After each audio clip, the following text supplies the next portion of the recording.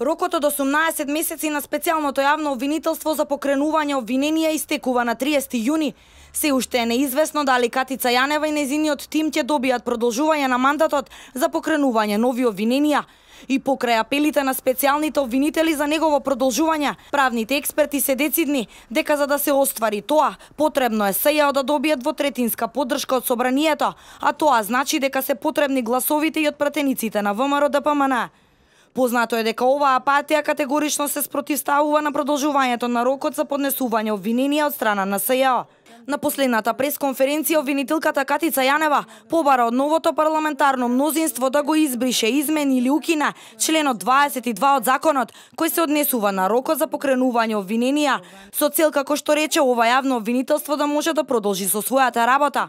Според експертите, сите измени во законот за специјалното јавно обвинителство мора да се донесат со двотретинско мнозинство, со оглед дека истиот закон беше донесен на тој начин. Доколку повикот на Катица Јанева до новото парламентарно мнозинство значи дека рокот за истрагите треба да се продолжи со гласови на просто мнозинство на пратениците, тогаш тоа ќе биде драстично кршење на уставот и на законите, велат упатените. Во однос на најавите на Јанева и незиниот тим дека доколку не биде продолжен рокот, тие ќе продолжат со поднесување обвиненија за преслушаните разговори, бидејќи според нив мандатот на СЈО не завршува кога завршува и рокот за покренување на обвиненија. Експертите се децидни дека ваквото барање е целосно неосновано. Кога еден закон се носи со двотретинско парламентарно мнозинство, тогаш тоа единствено така може и да се менува. Тоа е основно уставно и законско начело.